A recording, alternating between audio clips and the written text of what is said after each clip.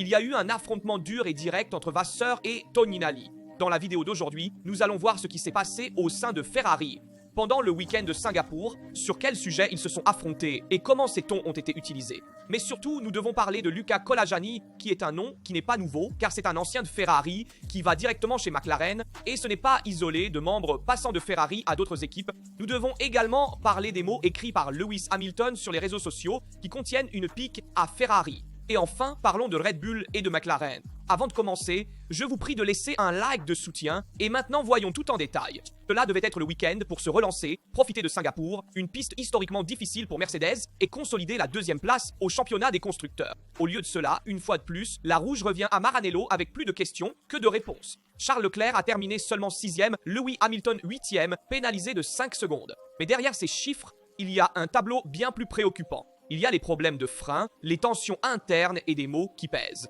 La SF25 était partie avec l'idée d'attaquer, mais le week-end a dégénéré dès les essais libres. Après les essais libres 1, l'équipe a dû intervenir avec des modifications d'urgence qui ont changé l'équilibre de la voiture, la rendant imprévisible. Leclerc l'a dit sans détour. La voiture est devenue difficile à piloter. Des mots qui n'ont pas plu à beaucoup de monde dans le box. Hamilton a été plus diplomate, il a parlé d'opérations sur piste perfectible et d'un potentiel qui ne s'est pas exprimé. Vasseur a essayé de voir le verre à moitié plein, soulignant que les écarts avec les McLaren n'étaient pas si dramatiques. Mais le fait reste, Mercedes et Red Bull ont eu plus de vitesse pure et Ferrari n'a jamais donné l'impression de pouvoir se battre pour la victoire. Et dans les coulisses, la tension a explosé. Selon le Corriere dello Sport, après les qualifications, Frédéric Vasseur aurait eu une confrontation animée avec Matteo Toninali, chef de l'ingénierie de piste. Le nœud, les choix techniques et la communication interne. Il y a ceux dans l'équipe qui ne supportent plus les critiques publiques de Leclerc, considérées sans concession et déstabilisantes. Mais du point de vue du pilote, après des années de promesses non tenues, la frustration est compréhensible. Charles semble de moins en moins disposé à faire bouclier médiatique pour l'écurie. Il pense à l'avenir et ne le cache pas. Le vrai signal d'alarme est ici. Leclerc, qui a toujours déclaré son amour pour Ferrari, commence à raisonner de manière froide. Si le projet 2026 n'est pas à la hauteur, il pourrait sérieusement envisager des alternatives à partir de 2027. En d'autres termes, fini les sentimentalités. Il n'y a qu'une carrière et il veut remporter le titre mondial. Et c'est un signal fort pour une équipe qui compte sur lui comme homme franchise et qui n'arrive pas à un moment quelconque. La Ferrari, au milieu de la définition du projet 2026, l'année du grand changement réglementaire. Il faut de la stabilité, mais aujourd'hui, à Maranello, il semble y avoir tout sauf de la sérénité. Et ce n'est pas seulement une course ratée. Singapour laisse des cicatrices. Des problèmes techniques, une communication incohérente entre les pilotes et un muret avec des divergences au sein des dirigeants. Et surtout, Leclerc envoie un message clair. Le temps de la patience est en train de finir. Si 2026 ne représente pas un vrai saut de qualité, nous risquons d'assister à un scénario impensable il y a quelques années. Charles Leclerc cherchant une autre équipe pour poursuivre le titre mondial. Et cela peut devenir une réalité. Mais comment Ferrari a-t-elle abordé le vendredi à Singapour? Allons voir en détail les modifications apportées à la Ferrari SF25 qui a servi de laboratoire pour tester certaines configurations qui seront réutilisées dans les courses suivantes et également pour 2026. La Ferrari est arrivée à Singapour sans certitude et avec la nécessité de se réinventer. La SF25 souffre depuis toujours dans les virages à basse vitesse, surtout lorsqu'il faut un avant incisif et prévisible. Marina Bay, avec ses virages lents et sa traction délicate, était un banc d'essai parfait pour comprendre s'il y avait une marge de récupération. Dès le début, le vendredi s'est transformé en une session d'essai continu, avec des changements de réglage, des modifications de la hauteur de caisse et des solutions aérodynamiques différentes. Leclerc a parlé ouvertement de modifications forcées, un signe que l'équipe essayait de découvrir un équilibre jamais trouvé durant toute l'année 2025. L'un des points clés était la gestion de la hauteur de caisse. La SF25 fonctionne bien si elle peut être abaissée autant que possible, mais Singapour oblige tout le monde à garder plus de marge pour les bosses et le revêtement irrégulier. Ferrari a quand même essayé d'aller plus loin, espérant que le nouveau resurfaçage dans certaines zones permettrait plus d'agressivité. Mais le résultat a été un compromis instable. Le cœur de la question reste le comportement de la SF25. Tout virage à l'entrée et un arrière difficile à gérer dès qu'on essaie de corriger. Pour avoir un avant plus incisif, Leclerc a essayé une aile moins chargée, mais ce choix n'a pas apporté le bénéfice espéré. Les lignes droites de Singapour ne sont pas assez longues pour compenser et l'équilibre est resté fragile. À la fin du Q3, Leclerc a tenté le tout pour le tout avec un réglage plus survirant pour avoir une voiture qui réagisse au volant comme il le préfère. C'est une approche risquée car elle met en crise l'arrière et augmente la difficulté en traction, mais quand on n'a pas confiance à l'avant, cela devient presque obligatoire. mais cela non plus n'a pas résolu les limites de base. Et une autre difficulté chronique de The Ferrari est apparue, à savoir exploiter les pneus tendres.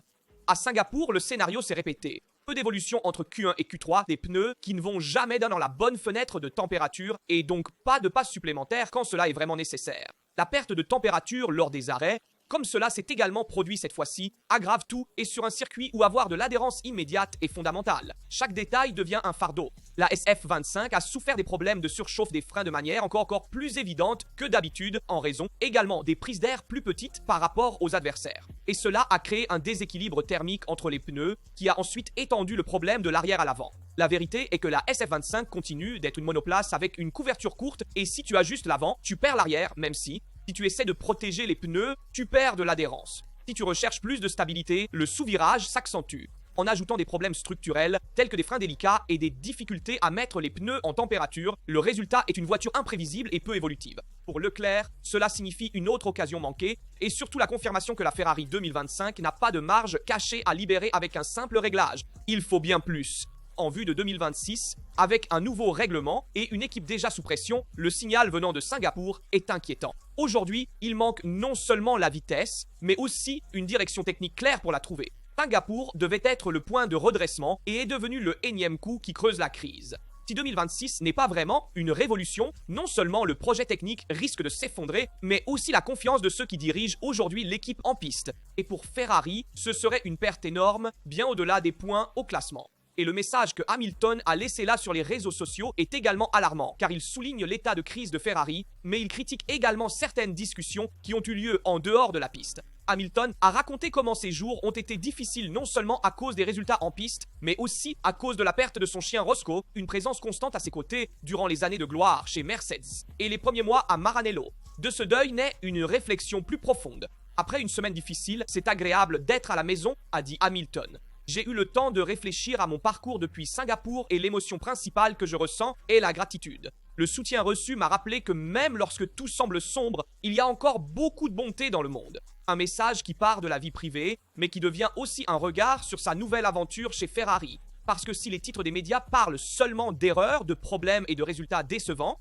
Hamilton regarde ce que le public ne voit pas. Comment l'équipe réagit lorsque les choses tournent mal. Je regarde les aspects positifs en piste. Les médias ne racontent qu'une partie de l'histoire, celle où ne réussissons pas les choses, ou où elles ne se passent pas, comme nous le souhaiterions. Mais ce sur quoi je me suis concentré, c'est l'autre histoire. Comment cette équipe réagit lorsque les choses vont mal, comment nous nous relevons et recommençons à zéro. Singapour, aussi décevant soit-il, a été pour Hamilton un exemple de cet esprit.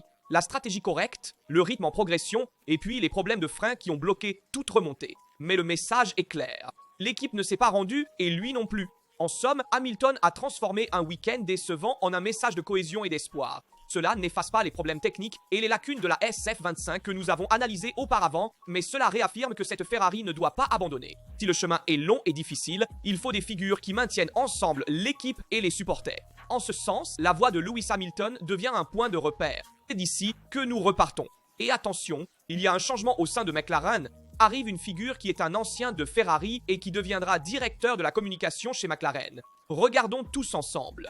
À partir du 8 octobre, à l'occasion du Grand Prix des États-Unis à Austin, Kolajani deviendra le nouveau directeur de la communication chez McLaren en remplaçant Sophie Hodge, qui a quitté son poste après quelques mois pour des raisons personnelles et logistiques. Pour ceux qui suivent la Formule 1 depuis longtemps, Luca Kolajani est un visage nouveau. Il a été chez Ferrari de 1992 à 2014 et a été le porte-parole de l'ère Schumacher, gérant la communication durant les périodes les plus victorieuses de l'histoire récente du Cavallino. Après un passage chez Marussia et une expérience avec la Fédération et Liberty Media dans la gestion de la communication de la Formule 1, il était retourné brièvement à Maranello en 2020 en tant que consultant. Ces dernières années, il avait travaillé en Formule E, à la Fédération italienne de tennis, et depuis 2023, il occupait le rôle de conseiller en relations publiques pour le sport automobile chez Pirelli, où il s'occupait de la communication liée aux pneus et aux relations avec les équipes.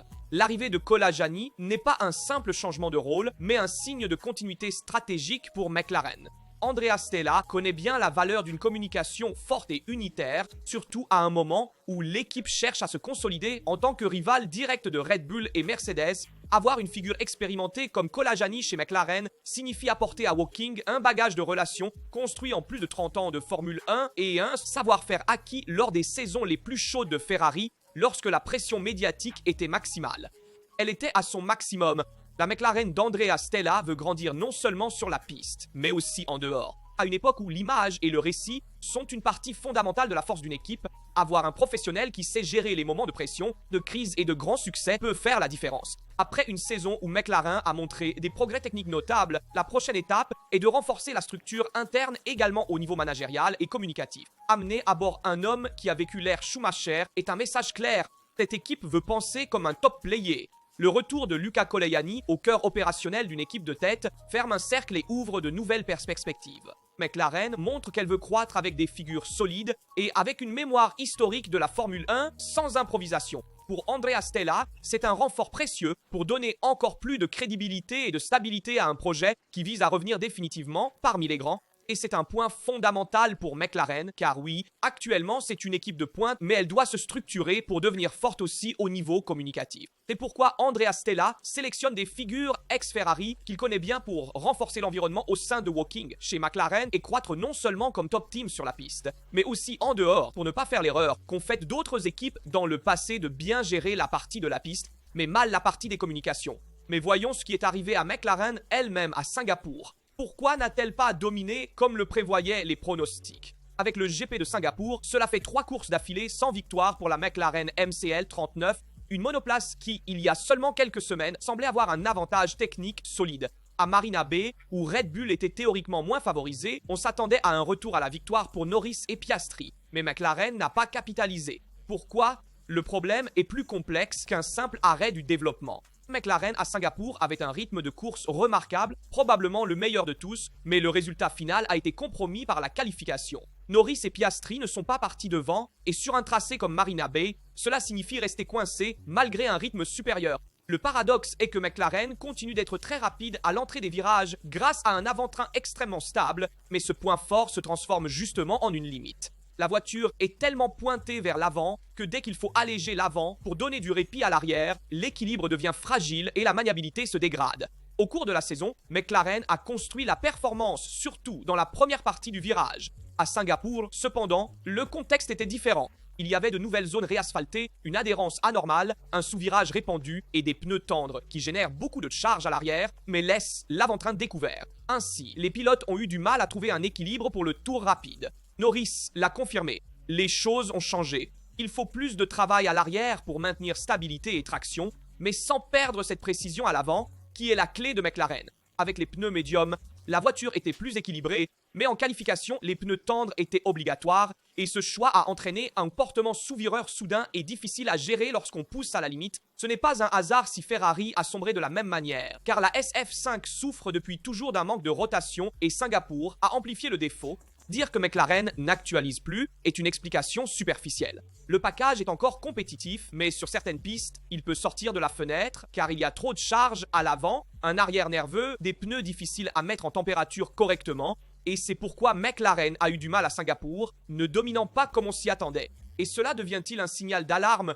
Si Red Bull et Mercedes continuent à se développer, McLaren doit savoir répondre non seulement avec une vitesse pure, mais aussi avec une fenêtre d'utilisation plus large, car il suffit de petites variations d'asphalte ou de mélange pour perturber l'équilibre. Et c'est justement ce manque d'avantage de McLaren qui enrichit Red Bull, car Red Bull y croit encore.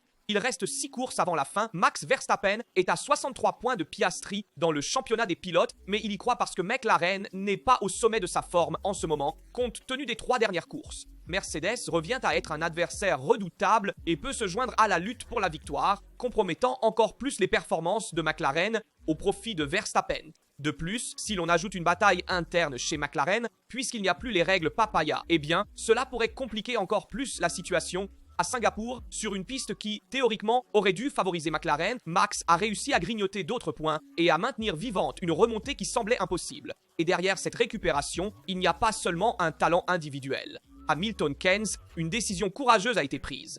Red Bull continue à développer la RB21, la monoplace de cette année, au lieu de concentrer toutes ses énergies sur le projet 2026. Un choix qui, à première vue, peut sembler risqué. En effet, Laurent Mekies, directeur d'équipe de Red Bull, a clairement expliqué la logique. Oui, le règlement technique de 2026 bouleversera les voitures et investir dans la RB21 signifie enlever des ressources à un projet futur qui sera complètement nouveau. Mais pour Red Bull, il est essentiel d'arriver au changement réglementaire avec des outils et des processus de développement déjà testés et pleinement fonctionnels. Il ne s'agit pas seulement de donner à Max une meilleure voiture pour courir après un titre, qui est en réalité compliqué. Il s'agit de valider chaque choix technique et méthodologique pour comprendre si la soufflerie, les modèles CFD et les nouveaux outils d'analyse produisent le niveau de performance prévu. Si une mise à jour fonctionne aujourd'hui sur la piste, l'équipe gagne en confiance pour concevoir la prochaine voiture. Mais qu'il a expliqué avec lucidité. Il est important qu'avec la voiture de cette année, nous vérifions que notre façon d'analyser les données et de développer fonctionne réellement. Ainsi, lorsque nous construirons la Red Bull RB22, la monoplace de l'année prochaine, nous aurons le plein contrôle de nos outils et pourrons pousser au maximum. Évidemment, cela a un prix.